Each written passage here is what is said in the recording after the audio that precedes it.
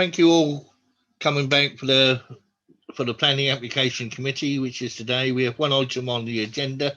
If we go through the agenda, apologies for no, I'll just ask Jackie to read the rules out while we're doing this first. Thank you. I'll just refer to the emergency coronavirus rules, which means that any decisions that the committee makes at this meeting, which is being held virtually, will be valid. Thank you. Thank you very much. Declarations of interest, anyone? Chair, with regard to apologies, we've had apologies from Councillor Peake, and Councillor Kate Oliver is the substitute for him. Thank you. Thank you. All other members are present. Thank you. Declarations of interest? No, that's good. Minutes of last meeting. Do we agree they're a correct record for those people who are here? Yes, thank you. We now go on to the planning application. We already got the one, which is 4A Harford House, which is on Tuxwood Lane, Ipswich Road, if people know where it is. And I'll ask Maria to take us through the report. Thank you. Thank you, Chair. I'll just share the presentation with you.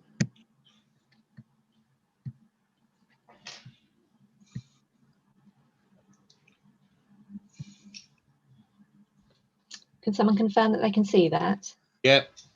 Thank you. So this planning application concerns the site at Harford House on Tuxwood Lane. The site is outlined in red on this plan here.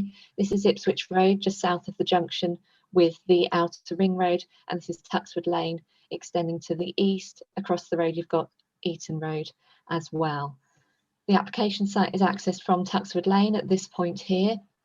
The existing building within the site provides 5 1- and 2-bedroom flats with parking, bin stores and external amenity space all within the site. This part of the land outside the red line is owned by the applicant but does not form part of the application site. Surrounding the sites you've got a couple of bungalows just to the north and northeast, accessed from Ipswich Road here. The neighbouring building to the east is occupied by flats and an annex and is 2-storey in scale, as are other neighbouring dwellings along Tuxwood Lane. And just to the south you've got the Oak Tree Public House. This is the proposed site plan. The area in blue here is the main part of the existing building, and the application proposes extending and altering the roof over that part in order to provide a new 2-bedroom apartment. Vehicular access, the bin store here and the existing parking would all remain as existing to serve this additional flat. There would be a new cycle rack on the north boundary here, and also the proposed flat would have a dedicated garden external amenity space in this area here, which would be adjacent to similar spaces provided for some of the existing flats in the northeast corner here. Looking at the proposed elevations here, it's proposed to largely retain the existing form of the roof, but to raise it by 1.5 metres in height and to change the pitch from 30 degrees to 45 degrees. The hipped roofs that you can see on each of the 4 elevations here would actually surround a central flat roof. Within the roof there would be dormer windows inset into the roof slope, and they would be provided on 3 of the elevations, with an additional high-level roof light on the rear elevation here. The materials are all proposed to match those used on the existing building. The roof plan here shows how those 4 hipped sides to the roof would surround a central flat roof that would be concealed by those outer edges, and within that flat roof there would be a number of roof lights and lanterns to provide additional light to the central space. The section here shows how the inset dormers would work set into the roof slope. And on the floor plans of the ground and first floor here, you can see that the entrance would be through an existing doorway and using existing stairways up through the site, up to the new second floor.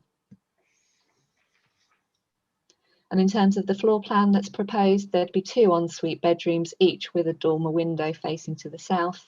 An open plan living area would have two dormer windows and also have roof lanterns over it, and then the roof light would be to this utility space off the kitchen at the rear elevation. This aerial view shows the site as it currently is.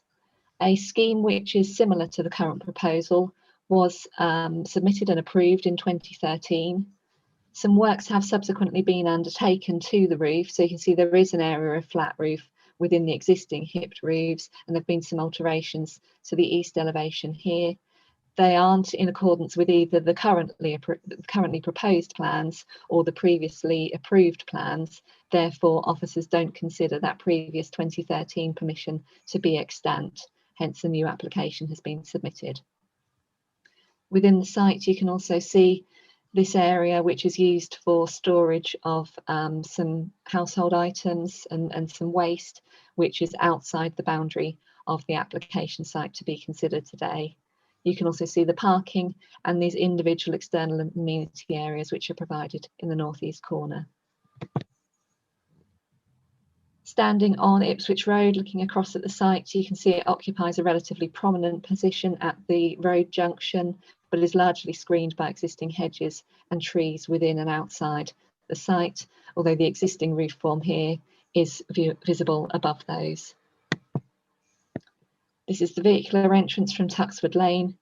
Here you can see the main part of the existing building and the 30-degree pitch of the existing hipped roof and this existing chimney, which is proposed to be removed. Moving into the site, this is standing with our backs to Ipswich Road. You can see the parking in the foreground. This is the entrance which would serve the proposed new flat through the building, with 2 additional entrances to other flats on the north elevation here. And then turning around and looking to the northeast corner, you can see the fences which enclose the existing external amenity areas to existing flats. You can also see the neighbouring bungalow to the north here and the annex within the curtilage of the property to the east. And then turning around and looking to the south, this is the fenced area which is outside the boundary of the application site.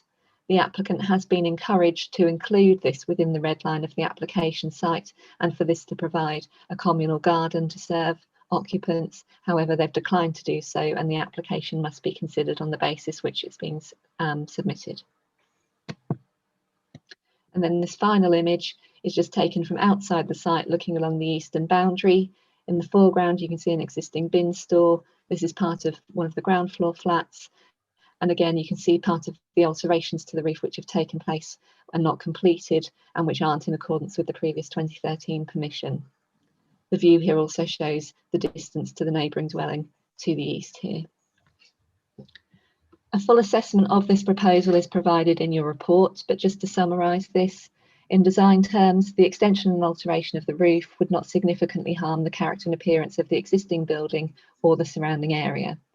There would be no additional unacceptable overlooking or other adverse amenity impacts on neighbours.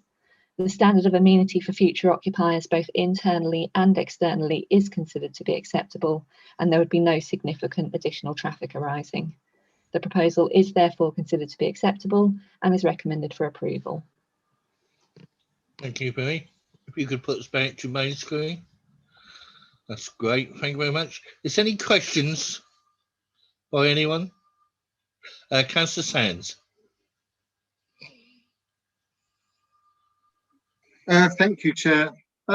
Looking at the floor plan of this apartment, looks quite interesting, looks quite spacious, but it's clearly got a bathroom for each of the bedrooms, which is great. At the back of what looks like the kitchen area, however, there appears to be what looks to me like another bathroom. It's a bit blurry. Or is that a utility room? If it was another bathroom, I find it curious as to why they'd need 3 bathrooms in a 2-bedroom apartment. My understanding of that is that it is a utility room. If it were to be a bathroom, then it could also serve guests to avoid them having to access bathrooms through bedrooms, but that's more of a matter for the applicant and future occupants to consider than a planning consideration. Thank you. Any more questions, anyone? Councillor Smazy. Hi, I hope you can hear me. The potential communal garden, how big is that?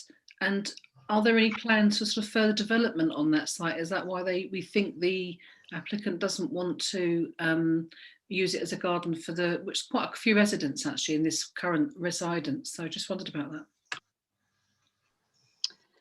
So in 2019, we did receive a planning application proposing a new bungalow on that land. That application was refused for several reasons: the impact on the character and appearance of the area, the amenity of future occupiers of that, the amenity of occupiers of the existing dwellings on site, and the area is quite constrained by trees on the boundary. So we considered it to be unsuitable to provide a new dwelling, and the applicant has been advised of that both through the refusal of that application and pre-application advice on this proposal. It is a significant enough area of the site to provide a spacious garden for residents of the existing and potentially also the proposed flat. But as I say, they've been advised to include it, but have decided not to do so. So we must consider the application as it's been submitted. Yeah, thank you for that, mate. Can I ask what a Sheffield style covered cycle rack is? The Sheffield stands are the sort of steel hoops that you often see cycles parked to. They're one of our sort of recommended cycle stands as being more secure, and it's proposed that we would condition the design of a shelter to cover those. Okay, thank you. Councillor Neil? Yeah, I was just looking at the amount of light and windows. Are there regulations to, you know, a certain amount of light that has to be applied, or is that just up to the design? It's just that I'm looking on where the skylights and windows are. There's sort of nothing in the kitchen area, and even the other windows seem quite small for the size. But I don't know whether that comes under a planning condition or it's just a choice. In planning terms, in considering the amenity and the standard of living that the proposal would offer future occupiers, we have considered the amount of natural light that would be received to those living spaces. There are 2 dormer windows which are a reasonable size, you know, comparable to the existing sash windows in the property, and then 2 large roof lanterns. Whilst they're not directly over the kitchen space, they would provide sufficient light to the area as a whole. Okay, thank you. I see no other councillors indicating. I'm going to move the report, which is to approve. Could I have a seconder for that, please? Thank you, Councillor Maxwell. Discussions, anyone? Can I just say something? I know this is in my ward, and I know the place very well. It used to be a dentist years ago when I was growing up, so I've been in there, believe it or not. It was horrible. But anyway, I'm a bit of a shame that they ain't included that front bit in again. That is a total mess, and I think we'll try to take enforcement action for get them to clean it up and stuff like that, or to use it within this complex. That would be more ideal. So I'm a bit disappointed they brought that in. I'm definitely going to vote for it. I can't see that making any difference to the area or the community or all of those. The only view I can think which will change is they're taking the chimney out completely, so you won't be able to see a chimney, which is a great shame because it's a really old one. So that's the only thing visual that you would actually see, except to scroll up a bit higher. So I'm definitely be voting in favour of this. Anyone else wish to say anything? Councillor Stootley. Yes, thank you, Chair. Yeah, just to note that it's a shame that there is no provision here for solar panelling. Clearly, it's a developer that is seeking to maximise profits from an extension, and £250,000 each. The other properties, I imagine this will be a premium investment, but I don't see any planning reasons in the paperwork to vote against. I'm going to vote for. Thank you. Okay, thank you. There were no other councillors indicated. We'll move to the vote. All those in favour, please show. Chair, we need to just check that everybody's here, so I'll need to call out your names, please. Yeah. Right, so Councillor Driver, please, if you could say that you've been here for the entire item. I've been here for the entire item and I'm voting in favour. Thank you. Councillor Maxwell. I've been here for the whole meeting and I'm voting in favour. Councillor Bogerline. Been here for the entire item and I'm voting in favour. Councillor Button. I've been here for the whole item and I'm voting in favour. Thank you. Councillor Huntley, I've been here for the whole item and I will be voting in favour as well. Councillor Lubbock, I've been here for the entire item and I'm voting in favour.